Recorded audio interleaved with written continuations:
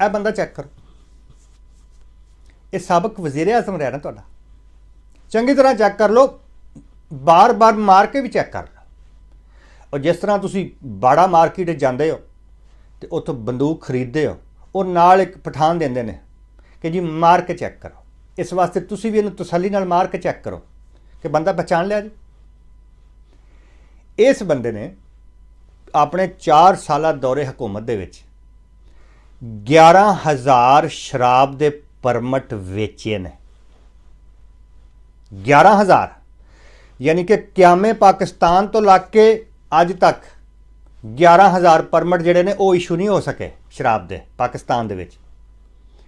इस बंदे ने तस्बी हाथ च फड़ के रियासत मदीना का नाम लैके और पता नहीं की अवाम नूं वेच के तारक जमील नूं अपनी कच्छ थले बिठा के उन्होंने 27 करोड़ रुपया सालाना अपने मीडिया सैल दे विचों दे के ते अपने हक दे विच हर रोज़ टीवी दे उत्ते बयान दवा के 11,000 शराब दे परमट वेचे। और कहने वाले कहते हैं कि ये ज़्यादातर परमट जिहड़े ने ये अपने संगियां साथियों नूं दित्ते ने कि लो तुसीं दिहाड़ी लाओ। ज़ाहिर गल है अगर किसी को शराब का परमट आता है तो 2-4 करोड़ का तो उन्हें वेचे ही होना ना, या खुद, क्योंकि जिस तरह के ये ने तरीके इंसाफ वाले साडे मिठे, ये तो इन्होंने तो खुद काम शुरू कर दिता होना ना। जिवें हुण शहरयार अफरीदी है, उहदा भाई या अपना भतीजा यासर अफरीदी है, वो पूरी रावलपिंडी नूं और पूरी रावलपिंडी डिवीजन नूं चिट्टा सप्लाई करते हैं, सारिਆਂ ਨੂੰ पता।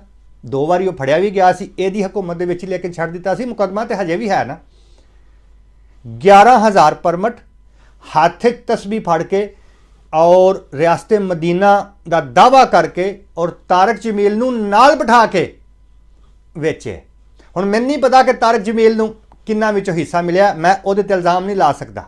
वो अजकल छुपे आ किसी कमाद विच, जिथे भी आवे बाहर आके ते इहदे बारे एक बयान दे दिओ तारक जमील साहब कि 11,000 शराब दे परमट क्यों वेचे।